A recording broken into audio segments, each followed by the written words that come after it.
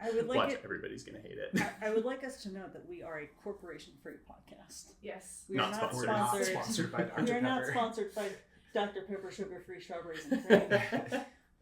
The most delicious soda But in if the world. they did want to Bobby, sponsor us, Right, exactly. That'd be cool. Let me be clear. I'm looking forward to finding out that Dr. Pepper murdered an entire generation of strawberries for the strawberries and cream flavor. Bobby, the look on your face tells me this is news to you.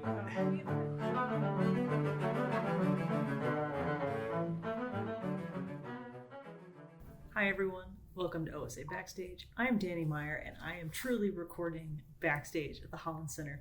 On today's episode, Serena and I talk with the two people that inspired the most number of questions following every single concert, and that is our principal and associate principal bass player, Nate Olson, and Bobby Scharmann. This is, as Serena put it, the most informative episode that we have captured, and I'm really pleased about that because usually when three bass players get together, we can't stop giving each other garbage long enough to actually have a real conversation. So, big win for us today. I think you're going to love it. We get into a lot of stuff. We tried really hard to do some descriptive stuff for the audio, so I apologize if you're just listening to this as a podcast and you can't see it, but if you imagine your usual favorite troublemakers, you will get the idea. No hot sauce today, but she is just as opinionated as ever, and I'm sure she'll be back next time. Thanks for listening. Enjoy.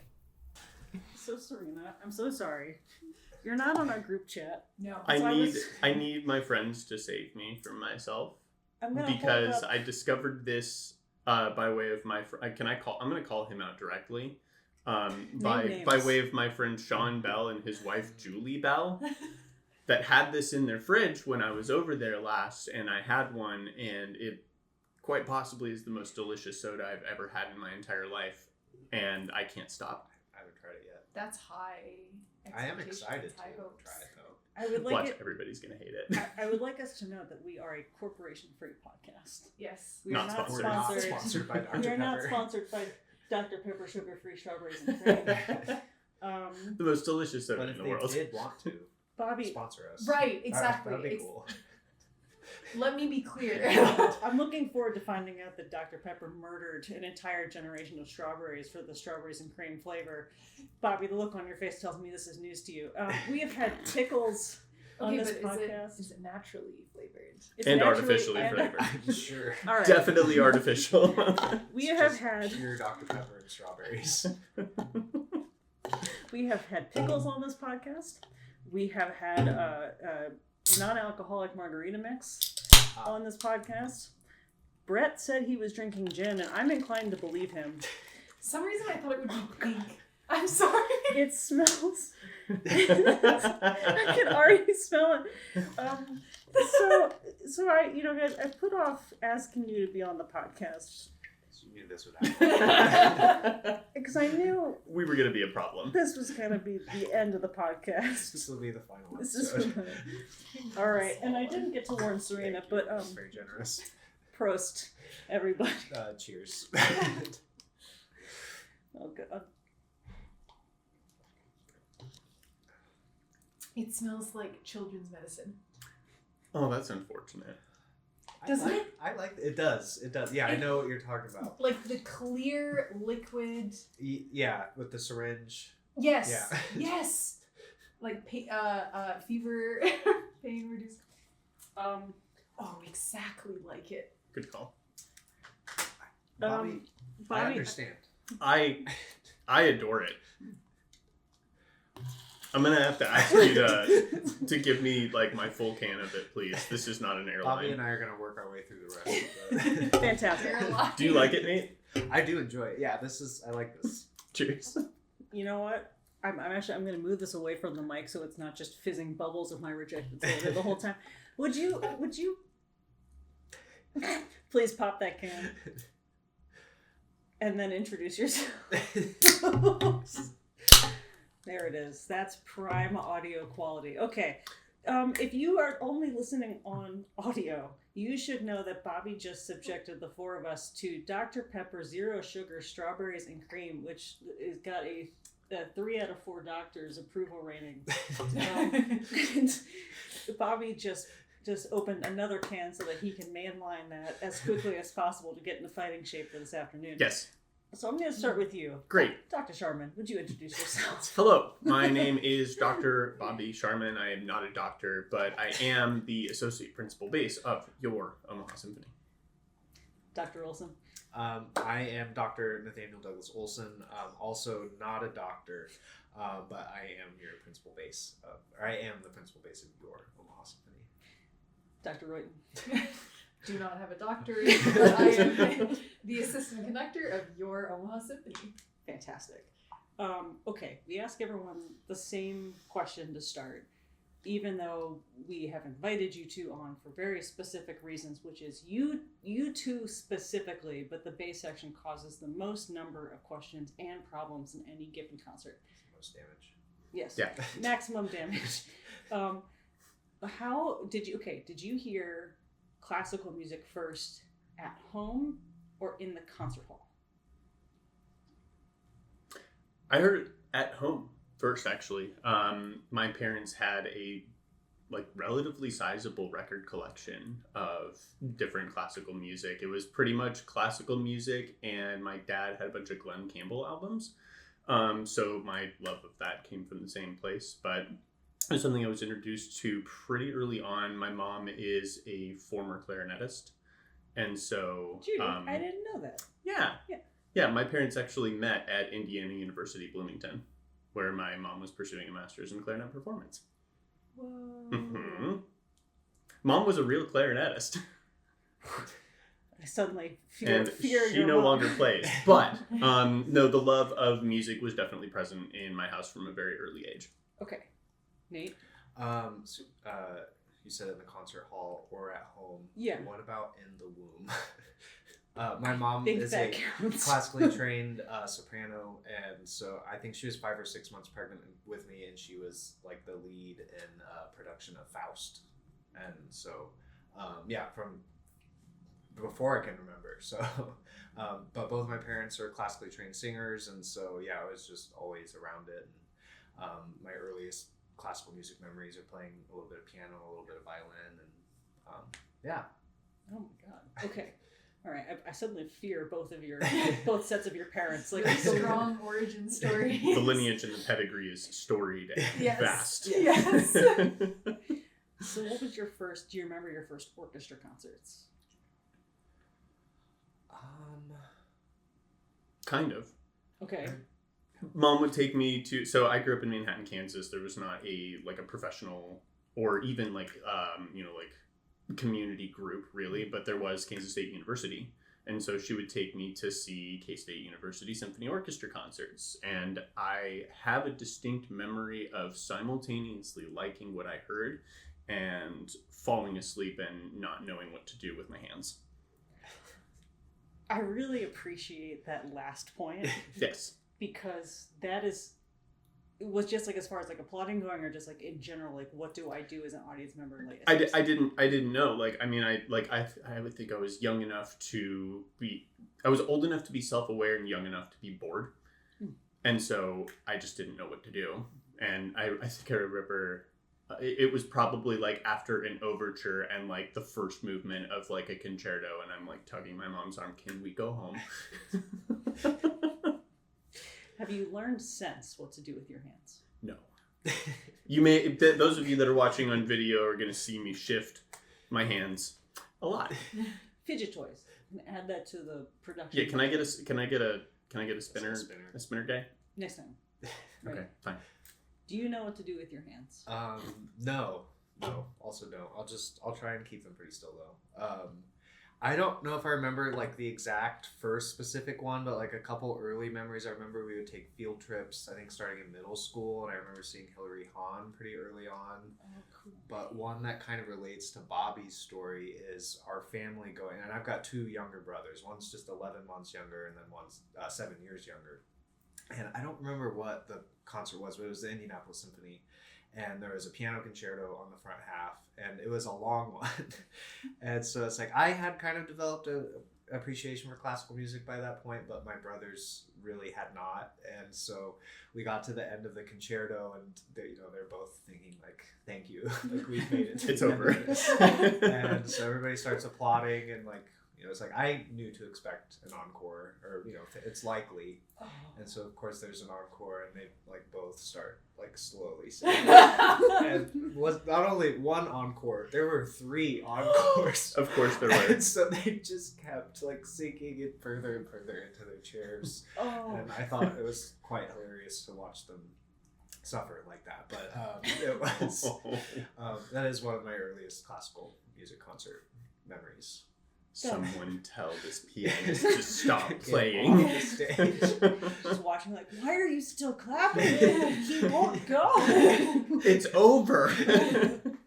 There's nothing quite like that inner 5-year-old part of your brain that the moment someone subverts your expectations for anything, they just start freaking out. Like, I'm going to throw the world's biggest temper tantrum if you don't do what I expected you to do now. Just get off the stage. So can I counter once with, it wasn't my personal experience, but this summer at an Omaha Chamber Music Society concert, at the Baroque concert that we put on. My parents, my sister, her partner, and my niece and nephew were at the concert. My nephew was 5 and my niece was 8. And during the time I was resting, when the upper strings were kind of doing a thing, I looked out to the audience and I saw my nephew like very wrapped in attention, and I saw my niece sitting there like grooving along with like the Baroque kind of like I think Micah the cellist was playing some solo continuo, and she was grooving along with it. So it's definitely something that children can enjoy thoroughly. Yes, and I think there's the it's really hard to, like, your first concert, it's really hard to give, like, okay, here's how it's gonna go, and you're gonna sit for this long, and then this is gonna happen. Like, if you spell out every minute of it, then, like, the magic might be tampered with a little bit, or the joy might be tampered with. And to be fair, some adults also fall asleep in concerts. I have a distinct memory, sorry, Dad, of... my dad, too. My mom. Oh, fantastic. Okay. Beethoven 7, he fell asleep during the 2nd movement. Yep.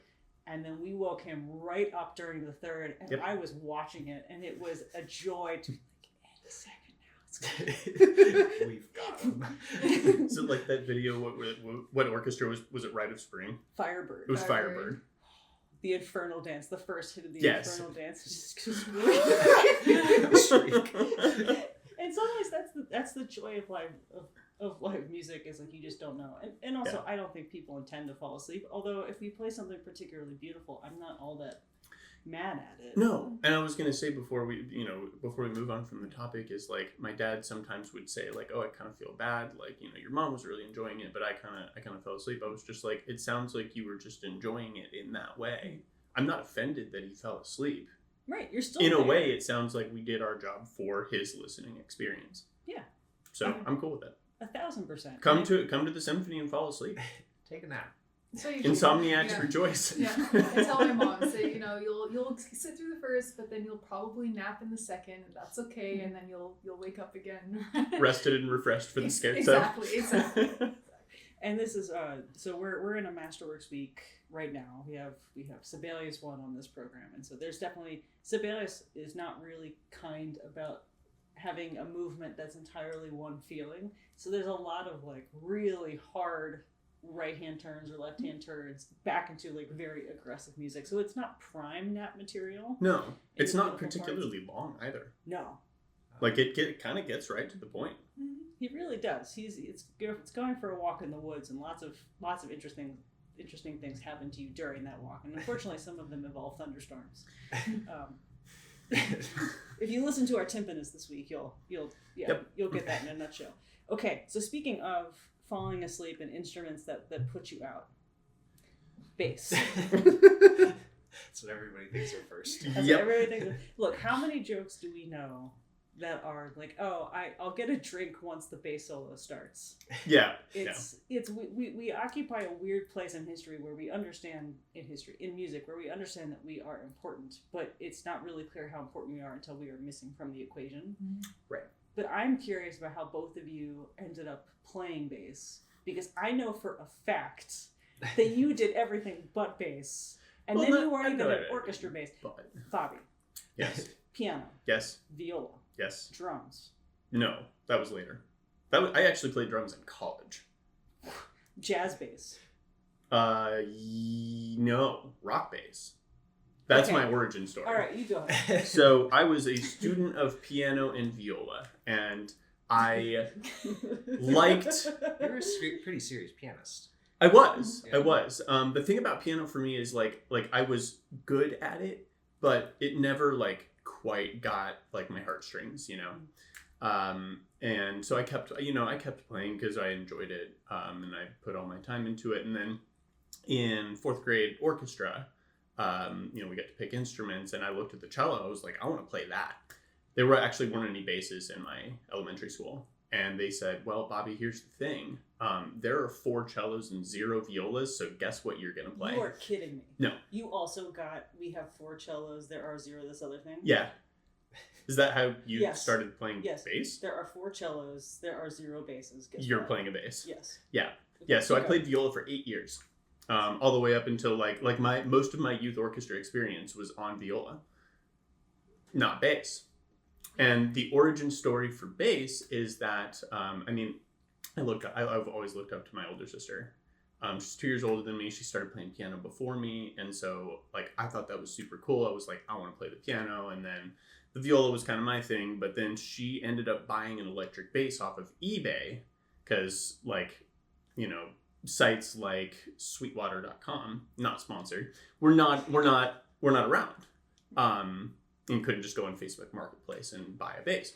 So she had bought it for like $100 on eBay. It was not a good bass, but she was going to start a band with her friends, and she played for about 2 months and then kind of lost interest, and it lived in her closet.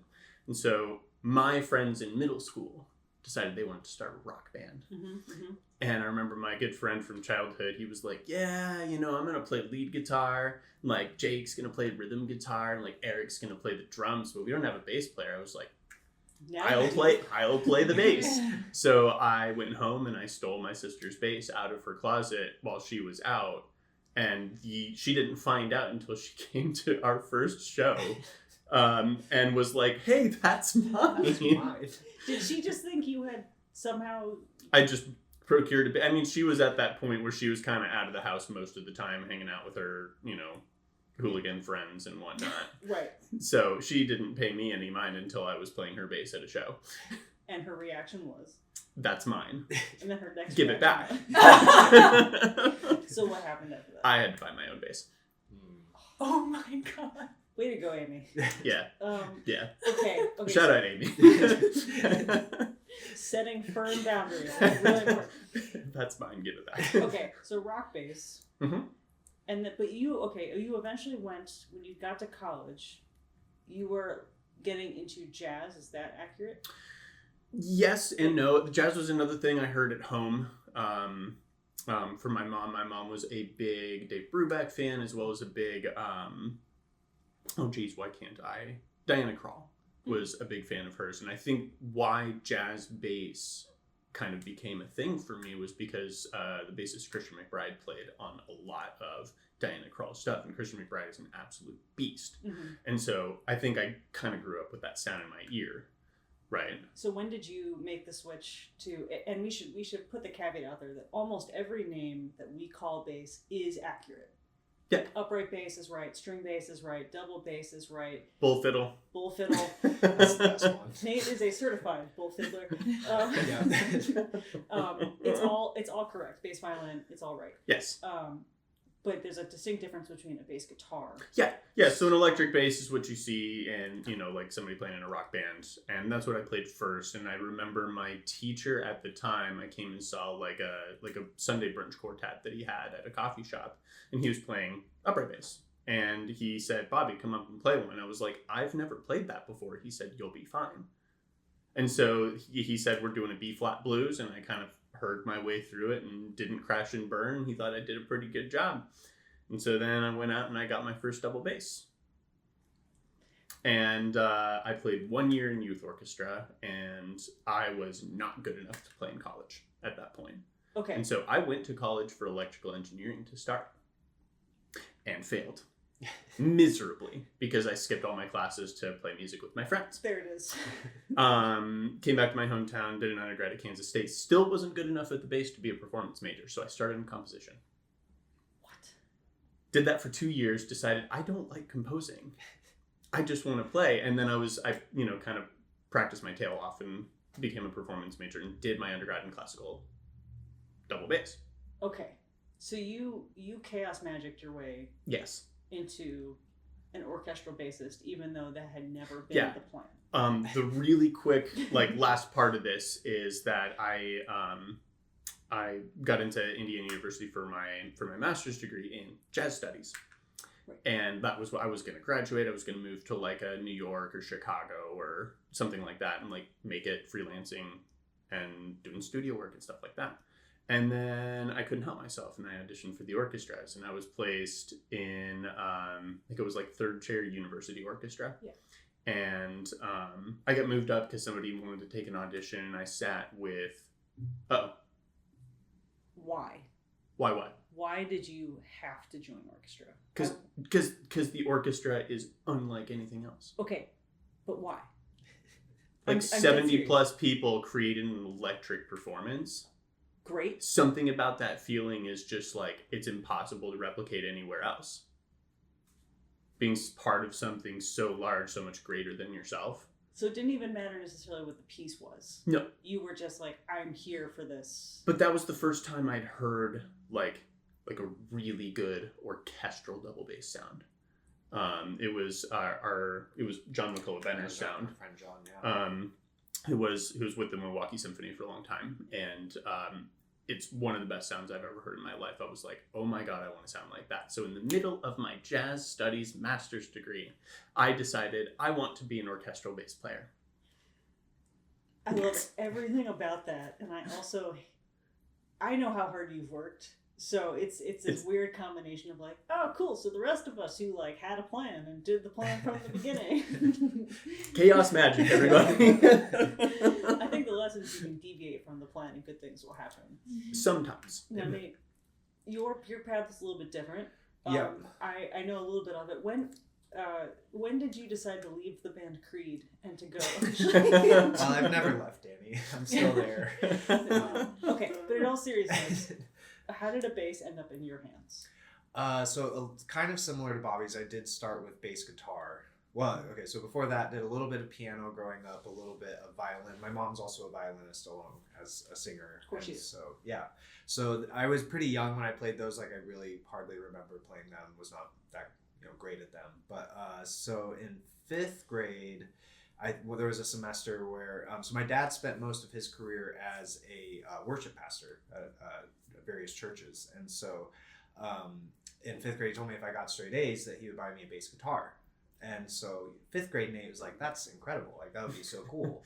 But little did I know, the motivation behind it was so that he would have his own built-in bass guitar player for the praise band for the rest of the time that I lived at home, which, is however many, 7 more years. What an investment. And so yeah, that's what happened. I did get straight A's, and I got a bass guitar and started playing bass guitar for a year. And then in 6th grade, you have to pick an instrument or choose choir or whatever in middle school. And so, yeah, I remember going there and thinking well, the upright bass is the same strings, it's the same notes, it's just this way, and there's no frets. So I'm gonna do that. And started in middle school string orchestra. And then I think I started taking private lessons in 8th grade and just kind of, went from there. And you've just never, you've never decided mid anything that you would rather do something completely different? No, that was kind of the plan from the beginning. It was pretty quick. I started studying with the assistant principal bass of the Indianapolis Symphony, Bob Goodlett, and he was just an awesome teacher, and so I'd go see him at concerts. And I think I remember even like my freshman year, like we had to have a day where we like went and job shadowed somebody. So I went and job shadowed him, and so I went to one of their double rehearsal days, and it was really cool. They like brought a chair out on stage and just stuck it in the bass section, Nice. and like I had my own little music stand, and I'm following along in the bass part. And Oh, that's really great. yeah, it was really cool. I wish we could do that here. We have it recorded down, so I think we need to make. Okay, Yeah. so So- Chuck, if you're listening, make a note that we're gonna take this. Okay, I love everything about that. So was there a moment where you knew that this was going to be the career path, or did you just find yourself kind of in it?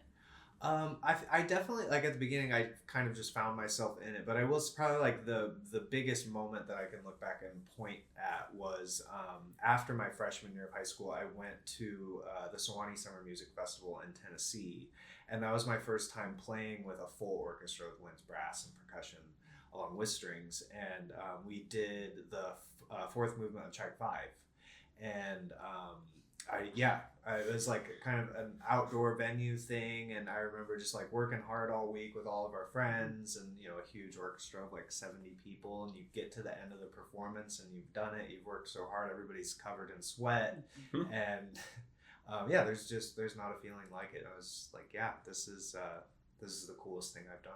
I can't see myself doing anything else. So yeah, I love that so much. I also love that both of your teacher was just like, Bobby, it's okay. It's this to this, and you'll be fine. Yeah, and like just throw him in on the gig. It'll be it. Yep. Mm-hmm. It'll be fine. And I love that was your logic too. It's just like, oh, this will work out. It's the same instrument. Yeah. It is the same instrument, but now I'm genuinely curious about when you started learning that bass does not follow rules obeyed by other string instruments, right? So there's the fact that we are tuned in fourths and no other string instrument is tuned in fourths. There's the fact that we have two different styles of bow. We have extensions versus non-extensions, which we'll talk about. Mm-hmm. That there's no standard bass size, right? Except like makers have their own, but that's it. When did you Raboth versus Samandel, right? When did you start to learn that there have been choices along the way that people have made for you that you are just now going along with? I think like immediately upon buying my first double bass. Okay. I went down the road to Kansas City at Casey Strings, and I got what's the name of the Kreutz bass? Okay. One of the shop basses that they have over there. And I kind of went around the shop and I was playing a couple basses, and I found one that kind of vibed with me, and it was something I could afford. My parents said, I already played piano, I already played viola, so if you want to play the double bass, you have to buy it yourself. So I had paper route money from when I was younger, and I was working at Dairy Queen, and so I funded my own double bass, and I was very proud of that purchase. And they said, what kind of a bow do you want? And I was like, just a regular bow? They're like, well, you have to choose. And they're like, well, you can do the overhand French style, or you can do the underhand German style. And I was thinking, well, I already did the overhand with viola, so I'll just do the other one because I want to be different. That's literally the decision time. They were like, which bow do you want to buy? And I picked. My flappers are gassed in, but like the idea that like, well, I already know how to do this. I might as well teach myself to do something completely different. So Chaos magic, everyone. Okay, Nate, you play French bow. I'm gonna do show and tell for people who are watching this on video in a second. But like, do you remember? Was there a choice, or did Bob just like? I didn't actually make a choice. I remember we had just moved to Indiana, and so starting 6th grade orchestra, like I showed up and I didn't have my own bass yet, so I was just playing on what the school had. So the school had the bass and bows, but they were German bows, and so it probably took like a month or two before we got my own bass. And so I was just playing on a German bow at school that whole time. And then we ordered a new bass, and it just came with a French bow. There was no decision made. It showed up with a French bow. I'm like, well, that's different. And that was the choice. 2 roads diverged in a wood. We were ships passing in the night. Yes, exactly. Let's get Bobby. You brought your bow. I did. And Yeah. your bass, and I brought mine. So let's go grab those. Okay. It's okay. So for those of you who are like, I don't understand what's happening here. There are, unlike every other string instrument, the bass has 2 different styles of bow, and the difference is predominantly in the frog, which is the place where the bow is held. So Bobby has a German bow, so you can see that there's a much bigger frog. And Bobby, can you hold it like as you would? Yeah. So it's a from the side grip. It is a. No, that's not make it easier to see. It is a predominantly full arm motion. Is that right, Bobby? Is that Yeah, let me come over here so we're kind of doing the same thing. Yeah. So, like a lot of the weight of the arm is transferred in through the hand and the thumb on the top, which is a little bit different than what you would get with the French style bow. So you'll notice with violinists and violists and cellists, they'll put their pinky on top.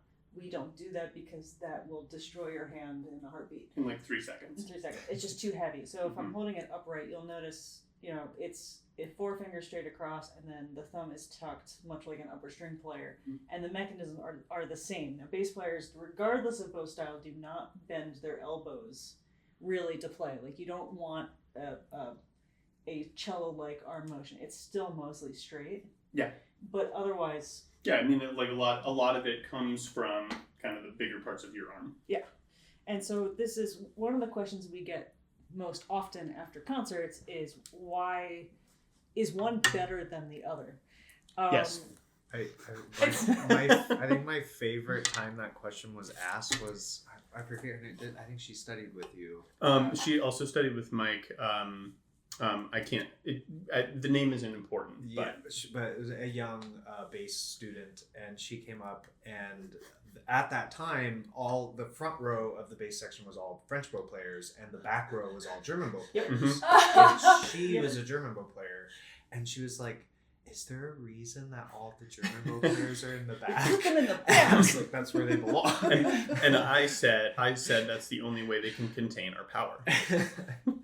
Versus I finished an audition and I had someone tell me, "Oh, I didn't know French bow players could play that loud."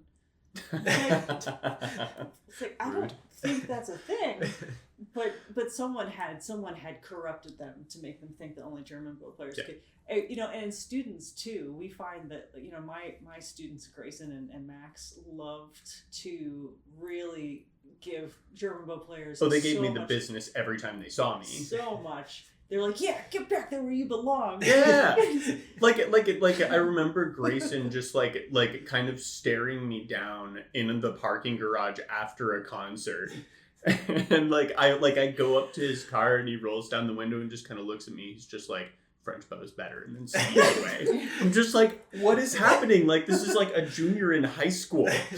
Yes, and he's hazing you. Yes. His teacher taught him well. His teacher, I am very proud of myself. No, I think it's interesting that weird rivalry dynamic exists. But to be fair, in Europe there is a culture of German orchestras play with German bows, yes. French orchestras play with French, and Swiss orchestras don't know what the hell to do with themselves. No. There's in Europe there's also the variation of the 5-string. Yes. So there are so many choices you have, or then you have Joel Corrington playing tuned in fifths. Yep. I like that you brought that up. That was very interesting. I like that you brought that up. I think it's time for another game of show and tell. Yes. Okay. So I guess the long story short for the bows is we were either not given a choice or our teacher played that style and therefore that's what we play. And it doesn't really correspond to anything else because we're an American orchestra, and so it really doesn't matter. It's personal preference. Some people do switch because they have hand wrist issues, and so switching to the other can alleviate some of that. And I was going to say really quick before we get off the topic of bows specifically is that like either one can do everything you need it to. Like German bow, French bow, they can do all the tricks. They have advantages, they have disadvantages. String crossings are particularly disadvantageous for German bow players because with a French bow, there's a lot more flexibility of the wrist to switch strings. But for a German bow player, like some of the older guys will call it pumping water because you have a lot more elbow movement to make that string crossing happen. So, which is advantages and disadvantages. Which is why I encourage Nate to make the bowings as complicated as possible so that Bobby's working overtime. Yes. Because y'all got to get your money's worth. He made the wrong decision. Okay. So I also brought my bass. I don't know if we need it. You're gonna see if you're watching on video, Bobby has just gotten his bass out and he has an extension. Mm-hmm. What an extension is it. You think of a normal scroll that you see on a violin, viola, or cello, or my bass. An extension on a bass extends the fingerboard up above the scroll, and therefore lets you put on a longer string, longer lowest string, which increases the range. Yes. So the longer the string plus the bigger the string determines on how low or high the string is. And in Bobby's case, he has an extension that can open to a low C. Yes. Okay. So the fingerboard is extended, custom piece made by a luthier, and the string typically will go up and over a pulley at the top. There's a small hole that's drilled in the scroll typically, and it will come in and land on the tuner there. There's some newer designs that don't require you to drill a hole in the scroll. Some people are very sensitive about it. I've heard people call it mutilating the scroll. On a fine antique instrument, it doesn't affect anything. It'll be fine. Just calm down. If you want the extension, just get it. So this one also has what are called gates. And so if I have all 4 of my gates closed, then I get my typical low E that I would find normally. And each one of these gates is a half step. So E flat or D sharp, D, C sharp, or D flat, and then finally, every bassist's favorite note, the low C. It is really nice. Now it is interesting, Serena, that you brought up 5 strings in alternate tunings and that is typically a regional thing. Whereas in North America, we have opted to keep a 4-string dynamic and extend the lower range by way of an extension. In Europe, it is significantly more common and honestly preferred and required in a lot of orchestras to have what's called a 5-string double bass, which has an additional 5th string on the bottom that goes down to a low B. Again, it's an advantages and disadvantages thing where some would argue that the additional pressure on the top from that 5th string suppresses some of the resonance of the instrument. Therefore, a lot of people prefer the extension because it tends to open the instrument up as opposed to create more pressure on the top. So there's also, the way the bridge works, and again, I apologize for anyone who's just listening to audio, but if you imagine any string bridge, the placement of 4 strings is calculated very precisely so that you do not hit if you're playing them correctly, you don't hit other strings when you are playing on, 1. Unfortunately, with a 5-string, you have to have a slightly bigger bridge and you have slightly smaller, the tolerances are a lot smaller. Yeah. The angles between each string are less extreme, and so it becomes more difficult. So that's one of the trade-offs. You can get a low B extension. James Giles, one of our bassists, had a low B for a long time. He has traded in for an instrument that is slightly less physically taxing to play. It's a beautiful instrument too. Now Bobby, Nate, you also have an extension. I don't have an extension. I'm curious if we can talk about why they exist to begin with. Because Sure. Yeah. I mean, just to begin with, some of the repertoire kind of demands it's written in that we have some notes that go below an E. A lot of music that we play, especially the earlier stuff, we kind of just have the same line as the cello a lot of the times, and so they go down to a low C. and we play an octave below them. So there are times where we have notes that go down to a low C just because it was what they had. No, what's fun is that bass naturally sounds okay. So bass and cello are written to look the same on the clef, but bass actually sounds an octave lower than it's written, which is something I often forget. So when we have modern composers who are like, no, you actually, like, I need this to be an octave up. You're like, or it's like, wait, okay, all right, yes, I know how that works. Brief short circuit. But you're absolutely right. It's like, so we are matching the cellos, but even if we play in unison with them, we are actually playing an octave lower the whole time. Yeah. Yeah. And then you just have consistency where instead of having to go up the octave for certain things, then you're able to play everything exactly the way the cellos. Yeah, for the most part. And I was going to say with the 5-string, that's the advantage with that, I would say, is in the left hand, because it can be a little cumbersome to reach back and try and quickly change gates or move your fingers up there. Sometimes it can be an advantage. If, like, let's say that like we're in the key of D something and I have like a bunch of quick D octaves in a row, maybe you could get that on a 5-string, but there might be times where the only way to get that to work on a 5-string is some fancy shift, but we can just close the gate. But then there are other times where we might have to play complicated riffs on something that was not designed for the left hand. Yeah. Yes. I learned that lesson. I borrowed Nate's bass the other season to play the Gabriele Lina Frank opera that we did, which was fantastic, but that I borrowed it because you were on vacation and it needed extension. Like it had tons of extension. And I learned the hard way that, like, if you spend a lot of time up here, you can jack up your shoulder. Jack up your shoulder real fast. Okay, you briefly mentioned our original purpose potentially was to double the cello line, which is why we are known as the double bass. When do we start noticing that bass parts are being written specifically for us? Is there like a composer that starts dividing? Because that was when I was first playing in orchestra and youth orchestra, just like, oh, the cello and the bass parts are on the same page. I thought it was a choose your own adventure moment, and I was incorrect. You're supposed to play the bass part if you're a bassist, but do you notice like a moment?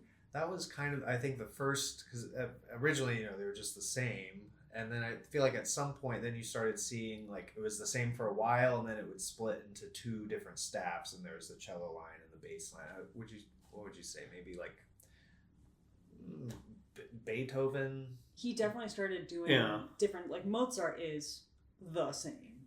Mm-hmm. And it's insanity having to play cello parts at those tempos. But Beethoven started to deviate. And then Brahms, for me, is the first person who was like, no, you get an entirely separate part and it's written for you. Yeah.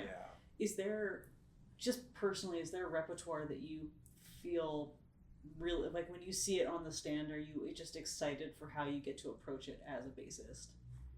Brahms. I feel like it is written for the bass, and a lot of it just fits naturally on the bass, where Mozart, it was clearly not written for the bass and presents a lot of challenges where Brahms just kind of lays a lot more easily most of the time. I mean, some of it is difficult as well, but I like playing Strauss. Yeah. It's not that it necessarily lays better on the bass, but it does feel like very uniquely its own and has a character of its own. And, we have something to say that is not just the cello line an octave down. Yeah. It's lots of fun. It is lots of fun.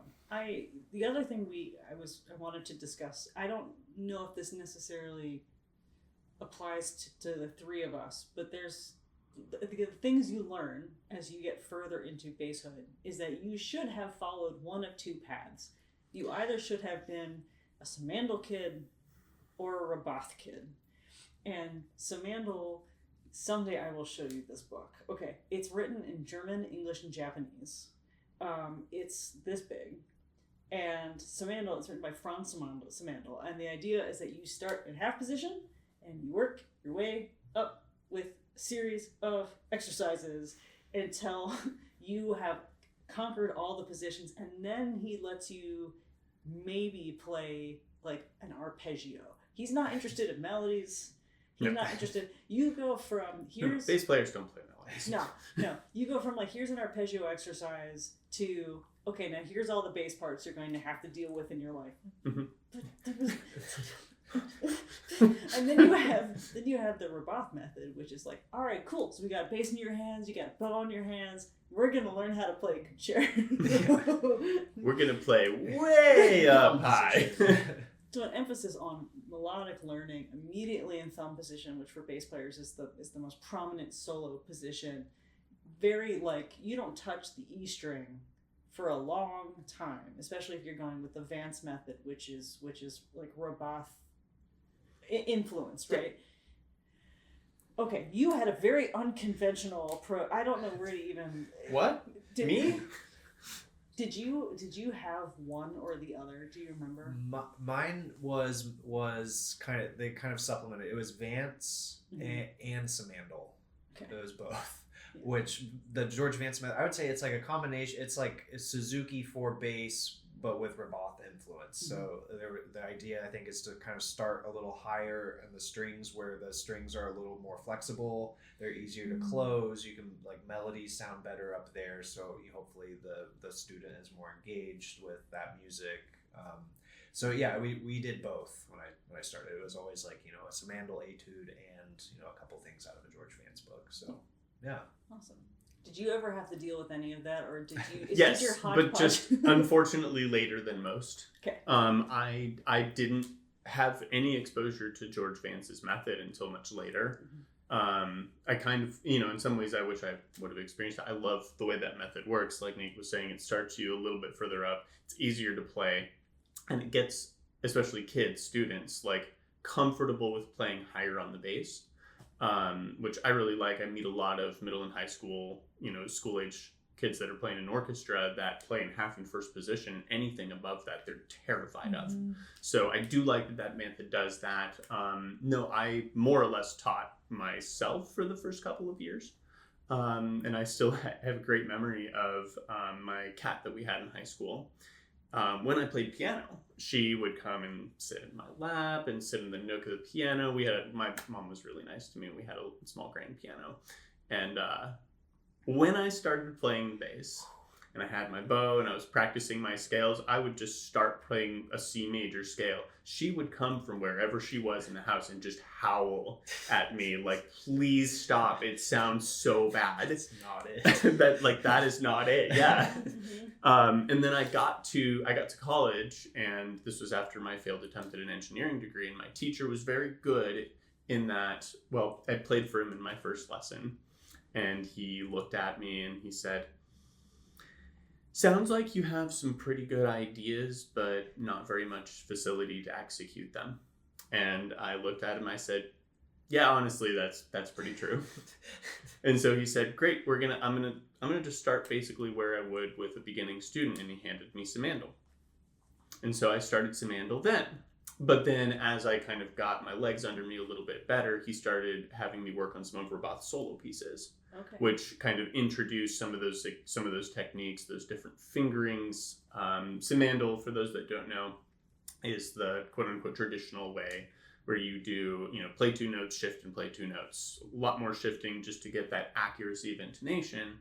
Whereas Francois Rabath's, very French method, focuses more on kind of what's called a pivot. And so you rotate around the thumb to get more intervals into your hand, because realistically, you have about a whole step in your hand on the bass and the lower register. And so Francois says, actually, we can get a major third if you do it this way. Again, trade-offs. So if you two both teach, and I also teach, and I find that you have to prepare, like, for a bass player who is just doing all, like you guys, who are just like, I'm just gonna do whatever's handed to me, and then today it might be jazz band, and tomorrow it might be orchestra, or the next day might be, it might be glee club or whatever. And I find that you have to use all of the above. is that where you all are too? That there's really just like, there's no real just, this is the way. There's no purism, because all of the different options kind of have their place as far as like from an execution standpoint. There are times in the orchestral repertoire, Mozart 39 first movement is an example, for me at least, in the fingering that I use, where I use pivot fingerings on some of the da da da da da da da da da. And Simandl is the bread and butter for a lot of it. It's accurate. It'll get you in tune. It's going to sound great. It's going to work. And then there's, some combination in between that kind of gets you everywhere else, I guess. Yeah. No, I would agree with that. Yeah, it's like I've seen, starting with like younger students, if you start with mostly George Vance, when they start getting their repertoire in orchestra or youth orchestra, then you kind of run into, it's like, oh, well, we haven't really learned that yet. So like, let's talk about half position. And so, so it's like you do kind of have to kind of get them going on both. Both have their advantages, and yeah. Are there things that you wish were taught sooner about, like, just about like the pedagogy of our instrument, or the choices that they'll have to make going down the road? Are there things that you wish you knew as a younger person that you just end up, every instrument has these, right? Brett was talking about his horn collection, and Pat has 17 trombones in our basement and 25,000 mouthpieces. And I don't think as a beginner anyone's just like, all right, so eventually you're going to get to play this game where you stack these different parts together and hope that you find your perfect sound. Or you might end up with a German bow even though you started with French. Or are there things like, do you ever warn students about stuff? I have like kind of a roundabout way of answering your question. It's not something that I wish I knew sooner. It's something that I wish was available to bass students. Something that I see a lot of, and I think it's particularly like you have music educators that are in, elementary schools, middle schools, and high schools, and they're very proficient. They're great musicians. The issue that I run into the most is that when they're being taught in instrument methods classes in college, when they're in their music education degrees, they spend more time on violin, viola, and cello than they do emphasizing the bass. And it turns into like, okay, here's the pedagogy for the violin and viola, here's the pedagogy for the cello, bass, good luck. And so then I'll figure it out. You end up with teachers that are in the school system that say, okay, violins, we're going to do a 1-3-4 pattern. Cellos, we're going to also do a differenter 1-3-4 pattern. Bass players, you're doing great back there, champ. Just keep doing what you're doing. And they're just sawing away at the open D. And so I have given lessons to, school teachers of like, this is what your bass players need to be doing. And just trying to spread the knowledge. It's not a mystical thing. It just needs to be treated differently than everything else. Yeah, I think it's probably a lot of the same stuff, but my first thought was kind of centered around sound production. A couple of things we've already mentioned is bass is just a very physically demanding instrument, like we were talking about with the extension in the shoulder, and it's same thing with like back, and it takes a lot to actually produce a full big sound on a bass, and it's very different than any other string instrument. And so a lot of public school teachers just don't fully understand or haven't fully learned how to do that on a bass like they have on maybe their primary instrument was a violin, or in my case in high school our orchestra director's primary instrument was trumpet, so he had learned quite a bit of violin, but bass was pretty far removed from that. And so just teaching them how to just pull a big full sound, especially also when numbers for bass players are also a lot lower. It's like you've got 40 string players in a public school orchestra, and you have 2 bass players. Yep. And so it's like, why can't you be louder? Yeah, we just have to compete with 25 violinists, and you're good. Yeah. There was someone sent me years ago an old school teacher's manual for how to pick what kids should play what instrument. I love the look on your face. You see where this is going. It's like, find the tallest strapping young man in your orchestra, and that is your bass player. And the friend who sent it to me is a tuba player, but he went to school when I was at Indiana with me, and I have been the same size since I was 12. And I got very lucky that I had teachers who, at 12, they're like, all right, cool, you're not getting any taller, you're going to sit down to play, you are like, here's how you play efficiently so you can make a big tone and you can keep up. And there are so many, I love the programs you see where like, there are tiny kids playing bass because they can. Yep. If you set them up for success, they can belt it out just as much as anybody else. They just might need like, all right, do you need to sit? No. Do you need a smaller instrument? Yes. Like there are tiny basses for tiny humans. Yeah. Well, and even like I just feel like if you know how to play it properly, like it doesn't matter your size or the size of the bass in some ways. Like one of my favorite memories of that being at IU. Rufang, the principal of the Indianapolis Symphony, came down and gave a master class, and she's not a very big person, and she was borrowing somebody's bass to demonstrate things on. And I remember thinking that bass particularly was not one of the louder basses in the studio. It was whoever's it was. It was just like, that's not a very loud bass. And then the rest of the master class, she was by far the loudest bass player that played. Yep. And it's like, you don't have to be large to produce a big sound. No. And and you don't have to play German bow either. True. Yeah. That's pretty true. You do, however, need Pops Rosin. Yes, Rosin. Yeah.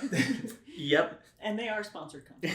No, okay, this has been tremendous. I think the other thing we should talk about is, I think because of the size of our instruments, it is much easier to see the differences in what they look like, which is one of the reasons why people are like, well, wait, so yours, mine is a newer Italian. It's only 24 years old, and it's got a lovely like burnished orange kind of color.